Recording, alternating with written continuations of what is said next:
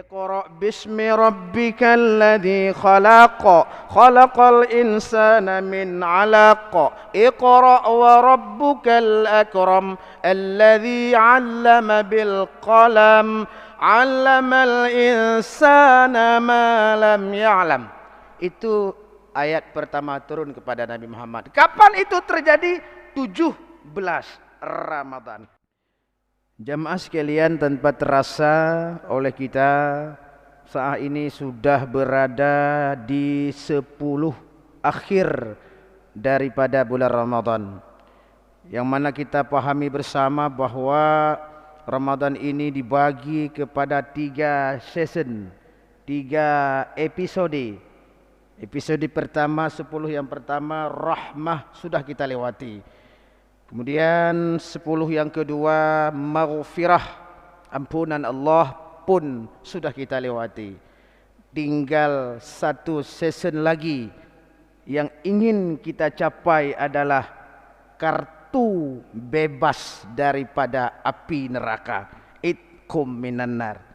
Sangat ironis, kita di dunia ini punya kartu JKA, Jaminan Kesehatan Aceh.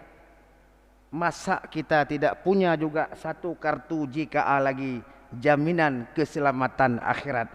Inilah salah satu media yang telah Allah siapkan untuk kita umat muslim, khususnya di bulan Ramadan ini. Wabil khusus di 10 yang akhir ini, mari kita memburu malam-malam istimewa daripada bulan Ramadan, khusus di 10 akhir, yang insyaAllah kita nanti akan kita capai kartu bebas daripada api neraka insyaAllah. Oleh karena itu jamaah yang mulia, pada pagi subuh yang mulia ini kita akan mengupas tentang qadar, atau dalam bahasa lain memburu malam qadar. Kaum muslimin yang berbahagia, kita semua sudah paham dan yakin sekali bahwa bulan Ramadan itu banyak keistimewaannya. Salah satunya adalah karena adanya malam qadar. Kenapa malam qadar itu mulia? Karena pada malam itu Allah menurunkan kitab suci Al-Quran. Pada malam qadar itu Allah menurunkan Al-Quran, makanya mulia. Namun jamaah sekalian, di dalam memahami tentang kapan itu terjadi malam qadar, itu para ulama tentunya terjadi perselisihan pendapat. Yang pertama memandang bahwa Lailatul Qadar itu terjadi di bulan Ramadan. Itu sudah pasti. Kita tidak keluar dalam konteks Ramadan, karena itu perintah Allah, ayat Allah. Syahrul Ramadan alladzi unzila fihi al-Quran hudan linnasi wa bayyinatin minal huda wal furqan ila akhir ayat. Ayat itu menjelaskan bahwa Syahrul Ramadan alladzi unzila fihi al-Quran, bulan Ramadan itu di malam itu diturunkannya Al-Quran. Jelas Ramadan. Maka kalau ada yang mengatakan Al-Quran turun bulan Maulid, salah. Atau ada yang mengatakan Al-Quran turun bulan Muharram, salah. Karena Al-Quran telah menginformasikan Syahrul Ramadan alladzi unzila fihi al-Quran. Satu. Kedua, jamaah sekalian, di dalam memahami kapan malam qadar itu atau kapan turunnya Al-Quran, itu sangat syarat hubungannya dengan kapan qadar. Kapan turunnya Al-Quran? Kapan terjadinya malam qadar? Kapan terjadinya malam qadar? Kapan diturunkannya Al-Quran?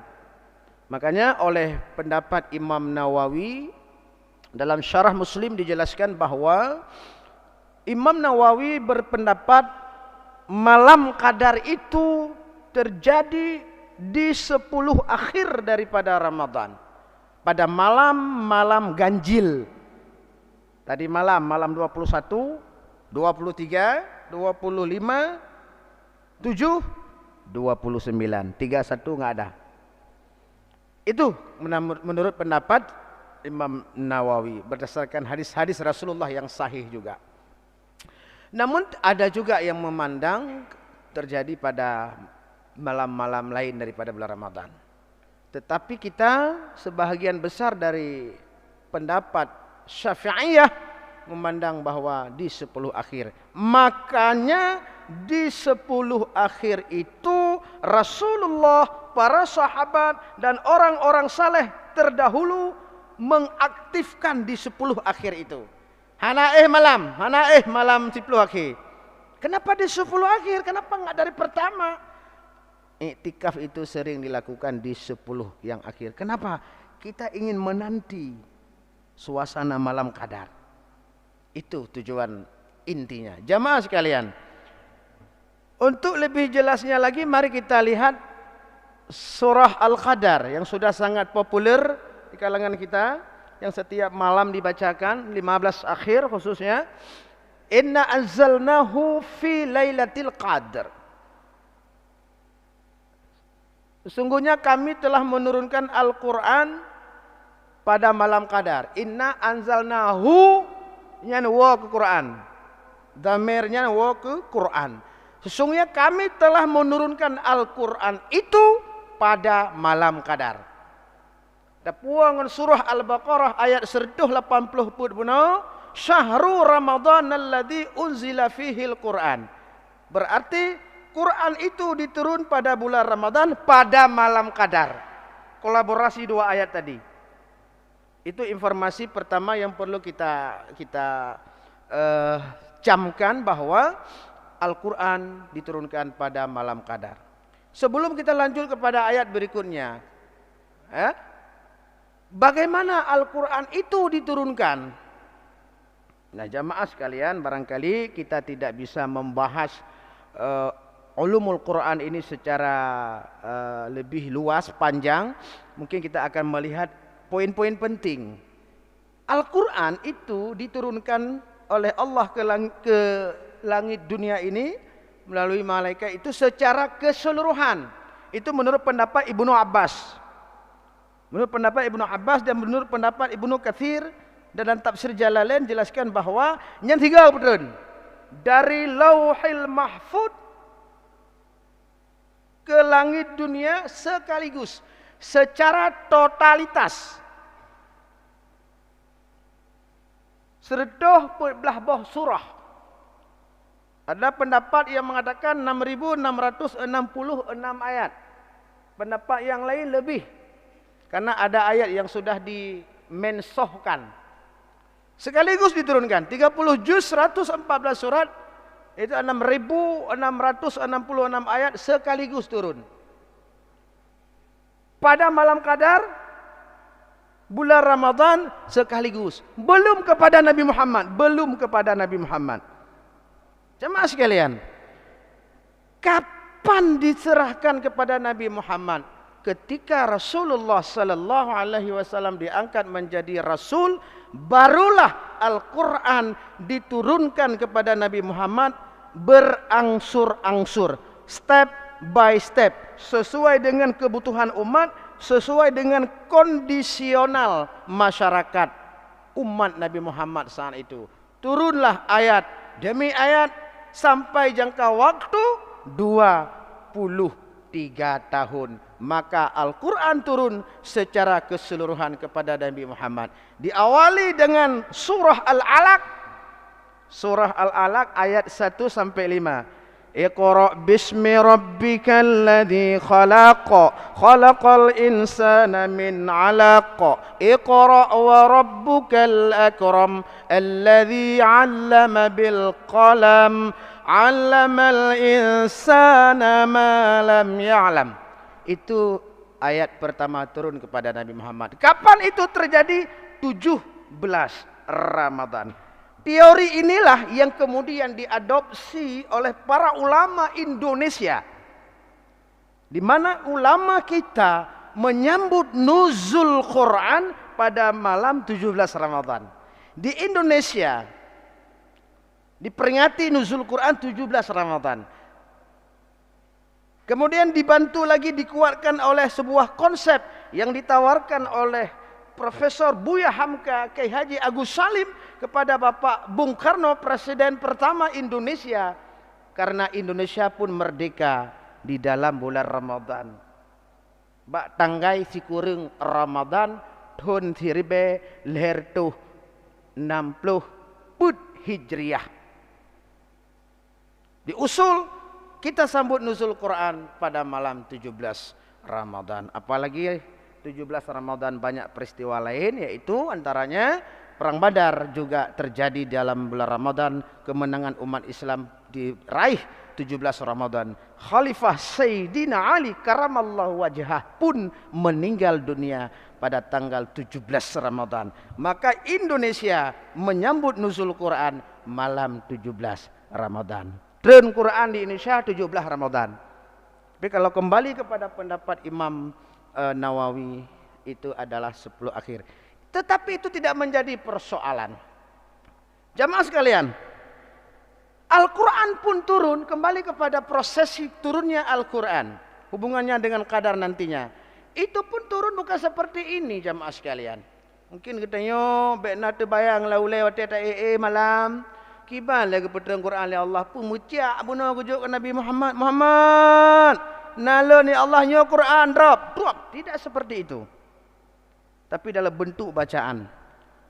Jibril datang, Muhammad, ini wahyu, dibaca, didengar. Seperti Iqra tadi, sampai 3 kali diulang. Al-Quran tidak ada dalam bentuk teks. Di awal-awal Islam itu, Al-Quran itu enggak ada dalam bentuk teks Quran. Yang ada di dalam kepala-kepala para umat Islam. Di dalam kepala ahlul qura, hafiz Quran. Kalau kita ingin pingin di mana ya Quran kita mau ngaji, enggak ada waktu itu. Yang ada, hei urang tira, sini sebentar. Mesti ini tunggu romi dah. Ini baca ayat suratnya. Aku nak dengar ayat belaga. Rasulullah sering lagi nyan. Gehoi li sahabat tak baca ayat. Geu sahabat-sahabat yang enggak tu. Enggak ada Quran. Yang nalam bak mutuleh bak pelepah kurma. Bak tulung. Kapan Quran seperti ini baru ada? Ini perlu kami sampaikan karena anak-anak muda sekarang banyak yang salah berfikir, menafsirkan. Apalagi mereka ajak ikulah tinggi hidhat. Takut meramah. Meramah. Hai hana mandum. Tapi nah tidak doa. Jadi jamaah sekalian, ketika Rasulullah sudah wafat, Abu Bakar As-Siddiq naik sebagai khalifah pertama, Amirul Mukminin, Khulafaur Rasyidin. Terjadi sebuah peperangan dahsyat. Perang besar. Itu namanya Perang Yamamah. Di dalam perang tersebut, banyak sekali ahlul qura wafat. Banyak sekali penghafal Al-Quran meninggal dalam perang. Karena orang yang ikut berperang dulu itu enggak sama dengan sekarang. Kalau dulu yang berperang itu adalah sahabat. Mereka sahabat, mereka ulama, mereka alim, mereka ahlul qura, mereka semua mereka. Tinggal hero kadang-kadang sama dengan kadah oleh Quran apa? Ia katanya orangnya barangkali paradigma kita berbeda. Yang jajak perang itu yang si uru-uru yang di tepi. Yang punya bahasa Aceh, yang keluar-keluar pergi dia gerak timak laju. Puhum. Ya jamun hana yang ikut berperang itu orang-orang yang alim. Orang-orang yang mengerti. Maka banyak yang meninggal dalam perang Yamamah. Maka usai perang, Sayyidina Umar ibnu Khattab memanggil Abu Bakar. Abu Bakar, saya khawatir. Dalam peperangan kemarin banyak para sahabat kita, penghafal Al-Quran meninggal dunia. Iya, benar. Lalu, saya ingin mengusulkan. Usulan apa? Saya mengusulkan supaya Al-Quran itu ditulis. Jawab Abu Bakar, saya tidak mau. Saya tidak menerima pesan dari Rasul dan tidak ada hadis satupun yang memerintahkan kepada saya untuk menulis Al-Quran. Saya tidak berani. Saya tidak mau melakukan sesuatu yang tidak pernah dilakukan Rasul. Khul ya Umar. Abu, Anda enggak berpikir bagaimana kalau seandainya nanti setelah kita semua meninggal dunia, penghafal Al-Quran ini meninggal, kita meninggal 100, 200, 1000 tahun yang akan datang, umat Islam akan melihat Al-Quran di mana? Umat Islam akan membaca Al-Quran di mana? Sementara Al-Quran tidak kita warisi. Penghafal yang sudah meninggal semuanya. Tahu Abu Bakar. Betul syid ulai Sayyidina Umar. Cerdas zat ulai. Maka gehoi para sahabat yang lain termasuk Zaid bin Sabit ditawarkan tolong. Zaid bin Sabit pun menolak. Enggak berani saya Abu Bakar. Enggak berani saya. Seperti pemikiran Abu Bakar tadi. Tidak pernah saya dapatkan perintah seperti itu dari Rasul dan hadis pun tak ada. Maka disarankan oleh Abu Bakar. Ini adalah sebuah pekerjaan yang mulia. Menulis Al-Quran ini sebuah pekerjaan yang tak pernah dilakukan Rasul. Tetapi ini sangat bermanfaat bagi umat nantinya. Wahai Zaid, tidakkah kamu berfikir nanti generasi Islam berikutnya akan membaca Al-Quran di mana? Ya sudah kalau begitu, akhirnya disepakati. Tetapi sayang seribu sayang, Abu Bakar harus kembali kepada Allah Subhanahu wa taala. Al-Quran pun masih di dalam meja. Manteng dalam pembahasan. Boleh kok pale. Jemaah sekalian, naik Umar ibnu Khattab. Umar ibnu Khattab pun tidak luput daripada perang. Perang, semua perang. Sehingga akhirnya Umar ibnu Khattab meninggal dunia sedang salat subuh. Diperintahkan seseorang, diupahin seseorang. Ibayu Al-Gojo, sniper. Penembak jitu kalau bahasa sekarang. Tapi dulu bukan penembak. Karena dulu main perang pedang ngantikin. Ditugaskan virus bunuh itu Umar. Tengah ke temayang, ijak talikut jitop Sayyidina Umar meninggal tengah temayang teboh. Umar ibnu Khattab sedang solat subuh menjadi imam. Dibaca ayat, lalu tiba-tiba hilang suaranya. Jamaah pada sibuk. Ada apa ini? Suara enggak ada lagi. Maka di belakang imam digantilah imam. Kalau saya tidak salah Abu Zar diganti imam. Yang kerja dandang likutnya tidak pernah kau. Takut untuk rubah dan Qur'an hendak hafal Quran lain likutnya. Nah, burung yang jid lah mufhum. Kira-kira begitu. Makanya ada barisan 1 2 3 itu orang-orang yang kira-kira supir pengganti lah. Nah, yang tahu caranya. Nah, setelah salat dilihat Umar sudah terkapar berlumuran darah. Abu Lu'lu'ah pun setelah membunuh Umar, dia membunuh dirinya sendiri. Maka Umar berpesan, wahai para sahabatku, kalau seandainya saya hari ini terpanggil oleh Allah, saya hanya minta satu. Tolong pesan kepada istri Rasulullah Ummul Mukminin Aisyah bahwa saya ingin tidur untuk selama-lamanya bersama kekasihku Rasulullah sallallahu alaihi wasallam. Maka Umar pun menghembus nafas yang terakhir, disampaikan kepada Aisyah. Aisyah pun menyetujuinya. Maka kuburan Sayyidina Umar ibnu Khattab di samping kuburan Rasulullah sallallahu alaihi wasallam berbarengan dengan Sayyidina Abu Bakar. Leher waktu itu nejak Madinah, waktu ini tepi daripada masjid, belaui ziarah. Langsung mutunya Muhammad Rasulullah. Maka ulu salam. Assalamualaikum ya Rasulullah. Assalamualaikum ya Abu Bakar. Umar, dua ro. Utsman hanainan. Dua ro yang mendampingi kuburan Rasul, Abu Bakar dan Umar. Kah selesai. Lalu naiklah Utsman bin Affan. Nah, di masa beliaulah baru Al-Quran itu ditulis, dibukukan. Dengan proses yang sangat panjang, dengan tulisan tangan yang sangat luar biasa, dibuatlah Al-Quran 5 buah. Pertama sekali tulisan tangan. Gekubah di Mekah saboh, di Madinah saboh, Syria saboh, Basrah saboh, Kufah saboh. Induk Quran ada di Madinah. Gebuhnan Mushaf Al-Imam. Pemimpinnya Mushaf nyana di Madinah. Kadin menyataja Madinah nah di samping belah noyan nah inan bagian percetakan Quran. Tapi yang ke kadang-kala handa teme tambong sit, sibuk padat dan sebagainya. Jamaah sekalian, nah barulah Quran dulu. Maka perkembangan zaman terus berganti, barulah Al-Quran dicetak lagi nyo. Mi jamun hanarit. Maka ji uronyo, nah urung jak kuliah. Tafsir macam dum. Nah siro profesor tafsir, dia mengatakan kepada mahasiswanya, ini apa? Quran. Ya, Quran, tapi ini bukan Quran benaran. Quran yang asli ada di Lauhil Mahfud. Ini kan Quran dibuat kemarin. Ini Quran karena ada tulisan. Kalau kita buang tulisannya, apa ini? Kertas. Berarti ini bukan Quran. Tok kenang kau leka. Maka pada sebuah peristiwa ada terjadi di Pulau Jawa, seorang dosen mengajar dia, tuliskan di papan tulis. Coba baca itu, tulisan apa? Al-Quran. Itu Quran ya. Sekarang saya hapus, apa pun hapus. Mana Quran? Enggak ada lagi Pak, sudah dihapus. Berarti yang Quran, apapun mau tulis Quran.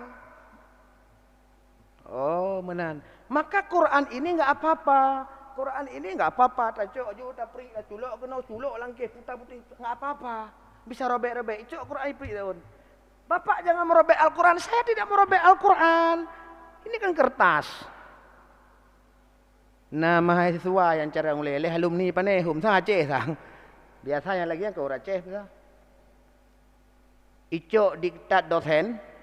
Karena kami kuliah, kalau kami dulu itu kuliah itu mahasiswa wajib blow diktat. Nah, lah orangnya nanti kagak kan? Blow diktat. Icok diktat dosennya jiprint itu. Icok print gila-gila. Dosennya sini dulu. Apa yang kamu robek itu? Itu diktat saya. Kamu tahu? Itu hasil pemikiran saya. Hasil pemikiran saya tuangkan dalam diktat itu. Kamu robek-robek. Kamu sungguh tidak menghargai otak saya. Seolah ji. Saya sangat menghargai otak bapak. Yang saya injak bukan otak bapak, cuma tulisan bapak. Kau lero yang kau gila. Ibalah. Tahu dosennya. Tidak bisa berkotek apa-apa. Ya, yang benar tidak pegang apa? Nyo Qurannya mulia. Pekan mulia Qurannya. Karena di dalam dina Al-Quran. Bismillahirrahmanirrahim. Alif Lam Mim. Tilka ayatul kitabil hakim. Hudaw wa rahmatan lil muhsinin. Dan seterusnya. Bentuk kata tahsin Quran. Karena ayat yang terbacanya firman Allah. Maka mulialah Al-Quran. Yang kedua dalam mazhab Syafi'i, Al-Qurannya wajib benai sembayang. Hanjit tatik berangkapat. Yang merumpuk bak jalan cok puduk bak tempat yang good. Ini Al-Quran. Jamaah sekalian, bulan Ramadannya bulan geputren Quran. Kan Qurannya, Quran yang dalam bentuk bacaan duda dituangkan dalam bentuk tulisan. Jemaah sekalian, itu informasi pertama. Inna anzalnahu fi lailatul qadr. Sambunglah ayatnya. Habis ayatnya piyo? Ponam. Atau dengar tujuh piyo? Mampu teman, kedai kopi ada buka SD limong bitup. Mahan biasa halusnya SD limong juga ipu song. Namanya juga ada rencana aja kan. Jamaah sekalian, inna anzalnahu fi lailatul qadr wa ma adraka ma lailatul qadr. Apa itu qadar? Maka Allah menjawab, Lailatul Qadr khairum min alfi syahr. Lailatul Qadar itu adalah khairum min alfi syahr, lebih hebat daripada 1000 bulan. Malam kadarnya lebih hebat daripada 1000 bulan. 1000 bulan dibagi 12 sama dengan 83 tahun, 4 bulan. Sini tegan. Lu kalau tegan berkelam makanya depu. 83 tahun. Artinya malam kadar itu, malam diturunkan Al-Quran itu, sesaat dia lebih bagus daripada 83 tahun, 4 bulan. Nepegah le Yusuf Qaradawi, salah seorang ulama kontemporer. Tiat malam kadarnya sama dengan sekali hidup manusia. Satu malam kadar sama dengan 3 udep katanya, satu generasi.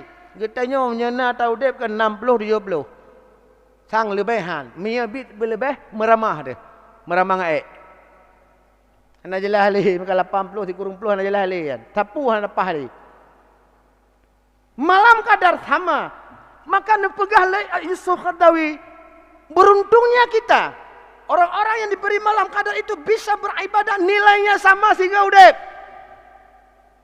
Tahu udep hana trodopnan. Tapi Allah gebi pahala mencapai di atas usia kita. Khairum min alfi syahr. Yang kelai, tanazzalul malaikatu warruh.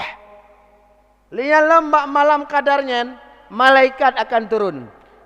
Tanazzalul malaikah, ramai malaikat, warruh dan Jibril. Ar-ruh adalah Jibril. Jadi Jibril itu sering diistilahkan dengan ruh dan Jibril. Maka Jibril bertindak sebagai komandannya malaikat. Diperintahkan para malaikat turun pada malam itu. Untuk apa mereka turun? Untuk apa turun mereka? Dijelaskan oleh Al-Khurtubi. Mereka turun pada malam itu. Yang pertama, malaikat turun kena udonya bak malam kadang giyak doa. Gejak melaki ampun kepada umat Nabi Muhammad. Ya Allah, ampunilah umat Nabi Muhammad. Ya Allah, ampun dosa ubena umat Nabi Muhammad dalam bulan Ramadan ya Allah. Nyan doa malaikat. Nabi rahmat kurungnya ya Allah. Sedangkan Jibril pun mengaminkannya dan sekaligus beliau untuk gejak teken punya surah bahasa tanya giat tetapkan gini yak kok pale nyo nasib kita nyo situ nuku kiban nyo kita nyo pegat proyek memang tak pegah balu urung mufum diji proyek 2020 berkali dapat pada 2000 kurung belah di pada 2020 Maya bak 2000 si kurung belahnya hana dapat lam dipa hana betuleh 2020 hana maya bit perle tak pernah payah pegak perubahan peun yang surah pemerintah kalian artinya apa pakiban nasib udep kita nyonya untuk tidau ke mulai Ramadan ke bak malam kadarnya yang dia tentukan oleh Jibril kiban nasib keadaan kita pekeh galang tahu ke pecelaka pekeh tahu ke katanya akan tambah galau atau tidak maka bak malamnya gium doa di 10 yang akhirnya yang kerja gium jauh masjid gium iktikaf doa Allah ya Allah ya Allah Nabi ya Allah lu bujrahku ya Allah maya takdi matelon ya Allah bu matelam taat malam Jumaat bulan puasa Nabi kamu jawab ikulam Nabi buka kunci surga 8 nang kira-kira lah hikayat doa itu yang akan turun. Makanya dilanjutkan oleh Al-Khurtubi. Perbuatan-perbuatan yang paling bagus dilakukan di 10 akhir memasuki malam qadar itu yang pertama bela malam qadarnya bela baca Quran. Mia berokan kana baca si ayat 2 ayat bak malam 10 akhir berkencang lam. Yang kerja guyujak masjid guyujak iktikaf pakan baik tengut mia remah tengut lalo tu. Lalu moya dino tak boleh Quran tak tak boleh. Semayang tu nak nin iktikaf. Mesti tak sean. Tani iktikaf, duduk dalam masjid iktikaf. Ketika terjadi malam qadar, ustaz, malam qadar itu terjadi kakek kita yo dengut atau tayo hana dah baca Quran roh dalam masjid istirahat sean. Pergi. Allah Subhanahu wa taala Maha Kaya. Maka iktikaf kita malam itu nilainya sama iktikaf 83 tahun, 4 bulan. Cukup raya pahala. Baca Quran pada malam itu senilai bacaan Al-Quran 83 tahun, 4 bulan. Menyenaruh temu sedekah bak malamnya, maka sedekah malamnya sama dengan nilai 80 tahun. Yang kejut bak 10 yang akhir, nyan celeng bekle serbe pemain. Tetuk celeng sampai serbe. Itu mulai dari puasa pun serbe sampai 10 serbe. 10 yang kelep 10 lebih. Yang nana peng 10 lebih. Yang katanya memang serbe kah ke serbe. Yang lelepeng baik. Kenapa? Sedekah bak malamnya cukup raya nilai pahala Nabi Allah Subhanahu wa taala. Itulah jamaah sekalian beberapa hal informasi tentang dahsyatnya malam qadar itu. Dahsyatnya malam qadar, mulianya malam qadar. Karena malam itu Allah menurunkan Al-Quran. Para malaikat turun ke bumi. Pertanyaan satu lagi. Menyabit tungku merumpuk malam qadar. Kira-kira putra tamu doa. Hanya ada menurut keperluan. Kadang ladum dia anak muda. Kadang kamu tun kayak melumpur-lumpur. Menang mertua panda. Tak boleh. Daripada yang mekat bekung. Mekat sampai. Pas merumpuk malam qadar. Ya Allah Nabi mertua panda. Tak boleh. Belum mertua panda itu. Ini yang menang kan. Berlagak. Nepegah oleh Aisyah. Aisyah ni tanya yang Mbak Rasul. Ya Rasul, ketika saya mendapat qadar, apa yang doa yang bagus? Maka Rasul mengajarkan. Nanda pun Allahumma innaka afun karim tuhibbul afwa fa'fu anna. Nyan doa rupanya yang enggak ajarkan oleh Rasulullah. Kemuliaan dalake. Ampunan kasih sayang Allah yang dalake. Makanya di celah-celah salat tarawih itu oleh para ulama dulu gedesain setiap 12 rakaat ini terbaca Subbuhun qudusun Rabbuna wa Rabbul malaikatu waruh. Ni katanya bab terakhir baru baca Allahumma inna nas'aluka ridhaka wal jannata wa na'udzubika min sakhatika wan nar. Mana urukun? Tabe doa, hamba doa orang doa. Apa? Hanambo mari kan. Teman labiknya hanafi keadaan Covid ya lain. Itu kondisional. Karena sekarang itu sekarang dalam keadaan kondisi Covid-19 itu lain karena ada protokoler yang harus kita laksanakan. Ya, pemerintah sudah menghimbau kita salat tarawih laksanakan. Ya kan, jamaah laksanakan, tapi tolong diperhatikan, jaga jarak ambil bahasanya. Yang lagi lu pakainya orang. Ya itu tanda pakai. Nah, itu walaupun lu pakai nak kasih minggu itu hal rarah. Bem yang. Lu pakai si protokoler. Maka di sembahyang pi panjang-panjang, mungkin hana terbaca li fadlan minallahi wa ni'mah. Mungkin 3 mantrang ngelihnya al-Fatihah. Hana masalah. Karena kondisional. Itu juga perlu kita jaga. Karena pemerintah itu melakukan itu yang terbaik. Demi kemaslahatan umat. InsyaAllah tapi mudah-mudahan Aceh. Dan melaki Allah subhanahu wa ta'ala. Habis bulan Ramadan. Itamung Idul Adha. 3 corona. Iwo baksa gede. Wuhan gede. Baiklah tinggal pak katanya. InsyaAllah. Dan melaki ada majud mandum umat Islam. Khususnya umat Islam yang di Indonesia. Di dunianya. Berselamat dari berbagai macam wabah penyakit, mulai di dunia wabah corona sampai wabah dalam kubur sampai sehingga di ura kiamat kelak. Amin ya Allah, amin ya Rahman, amin ya Rabbal alamin. Terima kasih atas perhatian. Mohon maaf atas segala kekurangan. Hadanallah wa iyyakum ajma'in. Wallahul muwaffiq ila aqwamit thoriq. Wassalamualaikum warahmatullahi wabarakatuh.